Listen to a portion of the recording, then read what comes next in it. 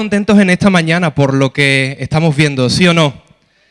Es bonito ver cuando los niños adoran a Dios en medio del culto, más allá de un tiempo en el que los niños hacen algo aparte de los adultos, cuando lo hacen juntamente con los adultos. Parece como que hay algo, ¿no? Hay una bendición de parte de Dios diferente cuando están todas las generaciones juntas.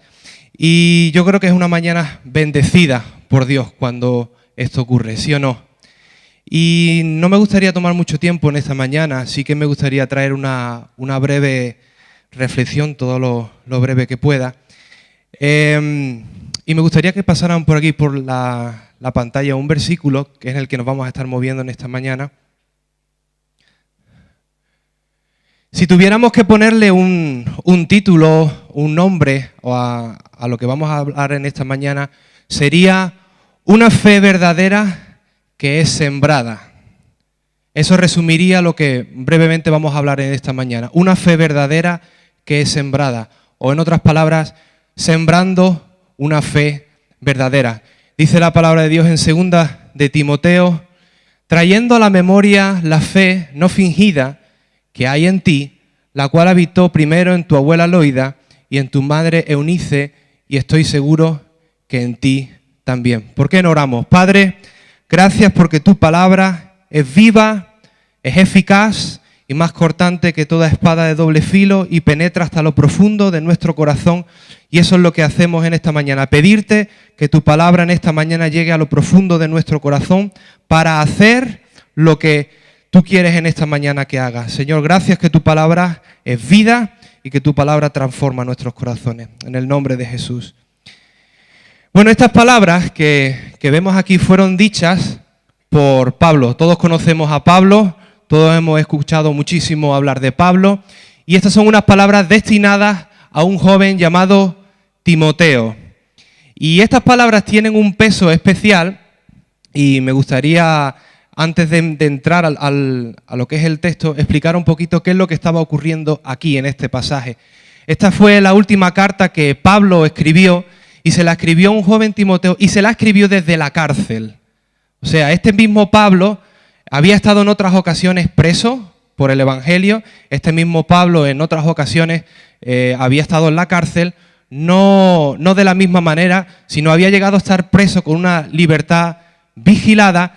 Pero ahora este Pablo está en su última cárcel, justo antes de morir, pensando que quizás sea lo último que va a escribir. Está en la cárcel en Roma, le está escribiendo a un joven Timoteo, el cual llegó a ser una persona de confianza, el cual llegó a ser un hombre muy usado por Dios. Incluso Pablo llegó a hablar a Timoteo como alguien que era hijo en la fe y en el que él podía confiar. Incluso Pablo llegó a hablar de Timoteo que él era el único que le había quedado cuando todos los demás le habían traicionado. Y este mismo Pablo le está escribiendo una carta desde la prisión, donde ya no es la misma prisión que Pablo había vivido antes, con una semi-libertad o algo parecido, dicen los estudiosos, sino que aquí ya estaba sufriendo y lo estaban maltratando y ya pesaba sobre él una sentencia de que posiblemente no saldría de ahí. Y Pablo decide escribirle una carta para darle una serie de recomendaciones a este siervo joven. Y es interesante que, sabéis que cuando una persona está a punto de morir, las cosas que dice es como un resumen de las cosas que considera importantes en la vida. Cuando una persona ya está pensando que se va a marchar, que se va a ir, hace como una prioridad en las cosas que dice, y Pablo está priorizando y está dejándole como un último testamento a este Timoteo, y le está diciendo en cierta manera, mira, de todas las cosas que te he dicho, voy a dejarte ciertas cosas, y le da una serie de consejos. Le habla de que la importancia de testificar de Cristo, le habla de ser un soldado, le habla del carácter de las personas que habría en los últimos tiempos, le habla también de la importancia de predicar la palabra. Y en medio de todo eso, en medio de todos estos últimos consejos que Pablo le está dejando a Timoteo, también le pide que vaya a verle. En medio de todo eso, lanza este mensaje y le dice en una frase corta dos grandes verdades que me gustaría rescatar en esta mañana. En primer lugar, dice, quiero traer a la memoria la fe o tu fe no fingida. Y es interesante que dice tu fe. En otras versiones dice la fe que hay en ti. Y es interesante que lo siguiente que dice a fe es no fingida. Y ahora vamos a ir un poquito más adelante, pero le dice tu fe. Y Pablo, como buen discipulador, como buen mentor de Timoteo, sabéis que le estuvo dando muchos consejos y muchas de sus cartas a Timoteo, a este joven Timoteo, son consejos de lo que él debería hacer, de cómo él debería plantear el ministerio, de los cuidados que tenía que tener. Pero Pablo, como buen maestro y como buen pedagogo, para un momento y dice, pero a todo esto quiero resaltar de ti que hay una cosa en ti, y es fe. O sea, un buen pedagogo, un buen discipulador, no es solamente aquel que le dice tienes que, sino que hay ciertos momentos en los que le da lo que se llama hoy en día el feedback, ¿sabes? Cuando a una persona le estás ayudando y ves algo bueno en esa persona, automáticamente dice, eso es bueno, lo quiero rescatar para que sigas creciendo en eso. Y Pablo se para un momento y le dice, mira, hay algo en ti que quiero destacar, y es la fe. Y me recuerda a alguien en el Nuevo Testamento que siempre se paraba a destacar la fe de las personas. ¿Quién era? ¿Quién era? ¿Quién era el que siempre era impresionado por la fe de las personas? Jesús. Pablo está actuando en este momento igual que Jesús. Mira, de todas las cosas que te voy a decir, quiero levantar de ti algo súper increíble, súper importante, y es tu fe. De hecho, Jesús, cuando ocurrió lo del centurión, alabó en cierto modo a este hombre. No lo alabó en el sentido de alabarlo como a Dios, pero alabó la fe que había en este hombre. La mujer que tenía flujo de sangre, igual, alabó la fe que tenía esta mujer. Y ahora Pablo está levantando la fe que este joven Timoteo tenía. Y lo siguiente que dice es, tu fe no fingida. Y dice, mira, voy a levantar de ti, voy a mencionar algo de ti, que es la fe, pero voy a aclarar una cosa, voy a aclarar el tipo de fe. En primer lugar, es una fe que no es fingida. Y hay otro pasaje en las Escrituras que nos habla de que el amor debe ser sin fingimiento. Y esto sí lo entendemos mucho más fácil. Cuando la palabra de Dios nos dice que el amor debe ser sin fingimiento, nos está diciendo que, bueno, que hay dos tipos de amor. El que es de verdad y el que es fingido. ¿El que es fingido cuál es? Bueno, el que tiene apariencia de amor, pero en el fondo no es. Tiene una apariencia de, pero no lo es. Entonces, ¿qué sería una fe fingida? Bueno, una fe fingida sería una fe que no es real. Él está diciendo, Timoteo, tu fe no es de este tipo. Tu fe no es una fe fingida, que no es real. La fe fingida es aquella en la que Dios menciona al pueblo de Israel, y dice, este pueblo de labios me honra, pero su corazón está lejos de mí. O sea, ¿podemos llegar a tener una fe fingida? Sí, es muy fácil que caigamos en una fe fingida. Lo primero que es, una fe fingida es que no es real. Lo segundo es una fe que, como menciona en otros pasajes, es una fe religiosa. ¿Os acordáis los fariseos? Tantos problemas, tantos dolores de cabeza que le daban a Jesús por una fe religiosa, hasta tal punto que él tiene que poner un ejemplo por encima de ellos y usa a un niño. Le dice, vosotros sabéis muchas cosas, vosotros tenéis mucha fe, mucha religiosidad, pero mira, ¿sabéis? Como un niño. Y pone un ejemplo ante unos religiosos, que no lo estaba poniendo ante cualquier persona. Era casi como un insulto, podrían haberlo percibido. En tercer lugar, una fe fingida es una fe que no es coherente. Una fe que dice una cosa, que cree una cosa, pero que actúa de una manera diferente. Y es interesante que si esto es una fe fingida, la pregunta sería, bueno, ¿y cuál es una fe que no es fingida? Pues lo contrario sería una fe auténtica. ¿Y cuál es el ejemplo de fe auténtica? ¿Cómo podríamos tener un ejemplo claro de fe auténtica? Pues muy sencillo. Jesús dio el ejemplo. La fe de un niño. La fe de un niño es 100% auténtica. Y cuanto más pequeño es el niño, más auténtica es su fe. Según va creciendo el niño, ya la fe se empieza a mezclar. ¿Por qué? Porque entre otras cosas les mienten, les cuentan cosas que no son verdad y al final la fe del niño se va estropeando. Pero la fe auténtica es la fe que tiene un niño. Un niño, si cree algo, lo cree hasta las últimas consecuencias. Si a un niño pequeñito se le dice que va a venir alguien, va a llamar a la puerta y le va a dar algo, y el niño lo cree, ¿qué va a hacer el niño? El niño va a esperar porque va a venir alguien, va a llamar a la puerta y se lo va a dar. O sea, no hay ni un ápice de duda. Una fe absolutamente auténtica. Y Jesús pone el ejemplo de la fe de un niño. es una fe que es consecuente, que si cree algo, actúa en consecuencia. Por eso es importante no decirles a los niños mentiras, no decirle a los niños cosas que no son verdad, porque los niños vienen con una fe genuina y cuando a un niño se le cuentan historias que no son verdad y el niño las descubre, ¿qué ocurre con su fe? Que se empieza a apagar y pierde la inocencia esa que le llamamos a los niños, la empieza a perder por mentiras. Y yo me preguntaba cuando leía todo esto, ¿por qué tanta obsesión con el tema de la fe? ¿Por qué tanta obsesión por parte de Dios? ¿Por qué tanta obsesión por parte de Jesús? ¿Por qué tanta obsesión de Pablo por resaltar el tema de la fe? Bueno, hay diferentes razones. Una de ellas, que es la que quiero resaltar, es que la fe es la puerta a la manifestación del reino de Dios en la tierra. Nosotros, como congregación, estamos esperando ver cosas de Dios, estamos esperando ver un mover de Dios. La puerta, entre otras, la gran puerta para que lo que estamos esperando de Dios se manifieste es fe auténtica. Fe auténtica. Y cabe mencionar que hay veces que se nos cuela un poco de, por lo menos en mi propia vida, noto que de vez en cuando se me cuela un poco de fe fingida, un poco de fe religiosa. ¿Qué es la fe fingida y la fe religiosa? En cuanto al esperar cosas de Dios. Bueno, cuando estoy empezando a actuar de manera rutinaria con las cosas de Dios, cuando empezamos a actuar porque hay que hacer las cosas de cierta manera y no hay en nosotros esa ilusión, ese deseo por ver que algo va a pasar de parte de Dios, automáticamente estamos comenzando a andar por una fe religiosa.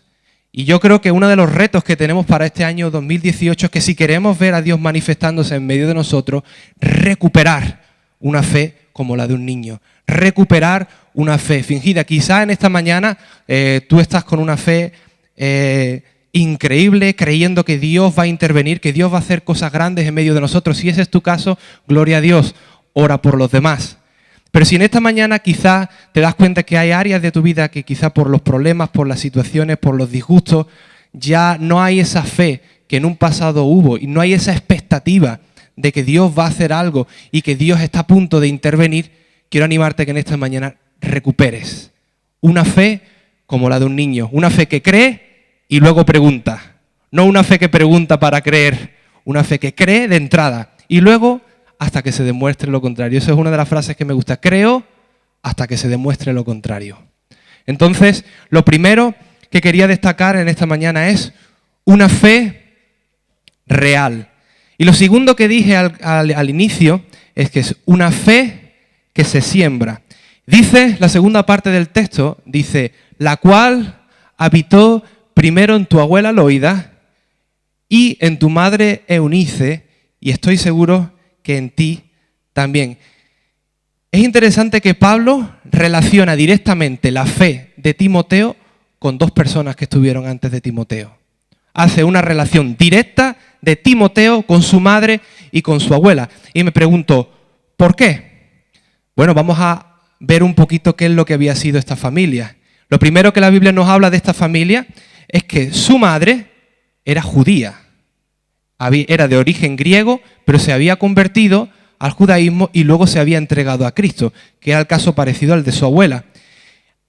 Estas dos mujeres tenían nombres griegos, o sea, venían de una cultura griega y del padre no se dice nada, absolutamente nada. Se entiende, se presupone, se da a entender que el padre no había sido converso, porque lo habrían supuestamente mencionado. O sea, dos cosas. Número uno, que esto es una familia que posiblemente fuera mixta, de una madre que seguía a Dios y un padre que no lo seguía. Y esto es algo, por los resultados que dio después, glorioso. Y me voy a explicar por qué. Porque después estamos viendo un Timoteo que sería un siervo de Dios, aún habiendo pasado por familias en la que no todos los miembros de la familia seguían a Dios. Y Dios es capaz, aún en familias donde uno de los cónyuges no siguen a Cristo, levantar a una siguiente generación que viene por detrás y usarla. Y eso es glorioso para aquellas personas de entre nosotros que están luchando, que tienen familias en las que uno de los miembros del matrimonio no sigue a Cristo. Decir, Dios puede usar al hijo que viene detrás y lo puede levantar como un siervo de Dios como hizo con Timoteo. y Dios es capaz de hacerlo. Es interesante que en la cultura donde ocurrió esto, el padre era el que un poco gestionaba la educación, el futuro y el destino de su hijo. O sea, el padre de Timoteo era en cierto modo el encargado de facilitar y de enfocar a Timoteo al futuro. O sea, yo me imagino que la madre de Timoteo tuvo que tener sus momentos de choque, porque la madre de Timoteo era convertida, el padre no lo era. Yo me imagino que el padre tendría sus objetivos en la vida para Timoteo, pero la madre decidió invertir en fe en la vida de este niño. ¿Cómo lo sabemos? Bueno, lo sabemos de entrada por el nombre. Timoteo fue un nombre que la madre le puso y significa, timao, significa honrar, teos, a Dios. Significa el que honra a Dios. Fíjate tú el destino que la madre quiso inculcar en la vida de este niño desde que era un bebé. Mi hijo será uno que honre a Dios. Mi hijo será uno que tema a Dios. Mi hijo será uno que sirva a Dios. Aunque mi marido no esté conmigo, aunque mi marido no me apoye, yo lucharé, me dejaré la vida, me dejaré la piel para que este niño en el futuro sea un hombre que honra a Dios. Y vaya si lo fue. ¿Sí o no? Vaya si lo fue. Es interesante también que estas dos mujeres hicieron una inversión en la vida de Timoteo porque esperaban en fe que Dios fuera a usar a este joven. Y hace algunas semanas en el trabajo, allí en la escuela, tuve lo que son las evaluaciones. Los que sois mamás y papás, sabéis que a final de diciembre vienen las evaluaciones, y me tocó tener evaluaciones con los padres de los niños de mi clase. Y una de las tutorías que tuvimos, después de explicarle un poco sobre su hija, qué tal iba, las habilidades que tenía, las que no tenía, cómo iba en ciertas áreas de desarrollo, cuando acabé la reunión, la tutoría con los padres, le dije, bueno, ¿tenéis alguna pregunta? ¿Os gustaría saber algo? Y dijeron, sí, tenemos una pregunta. Y yo, sí, claro, decirme. Y dice, mira, nos gustaría que nos des un consejo, nos gustaría que nos aconsejes sobre cuál, en tu opinión, es el mejor lugar donde deberíamos de enviar nuestra hija el año que viene en el colegio. Esta familia es una familia obviamente muy pudiente, que pueden costearse lo que les dé la gana. Y me preguntaban, mira, aconséjanos, dinos, ¿cuál, en tu opinión, cuál es el mejor lugar en el cual nosotros podríamos enviar nuestra hija el próximo año? Me quedé callado y luego les dije, depende. No era una respuesta para pensar, dije, depende. Y le dije, mira, depende. ¿Qué es lo que queréis para vuestra hija? Depende del futuro que queráis para ella. Digo, mira, si vosotros queréis que vuestra hija, cuando acabe el instituto, hable 3, 4 idiomas, pues mira, esta opción. Si queréis que cuando vuestra hija tenga 15 años, tenga ya una habilidad increíble para crear aplicaciones informáticas y esté preparada para las nuevas tecnologías y abrir una empresa de nuevas tecnologías, otro centro. Si lo que queréis es que vuestra hija sea muy buena en el arte, en la creación de temas artísticos, tenéis otro centro. Depende de lo que queráis para el futuro de vuestras hijas. Y me parecía una pregunta lógica por parte de los padres. O sea, nosotros somos padres, queremos lo mejor dentro de nuestras posibilidades. Y creo que eso es normal, ¿no?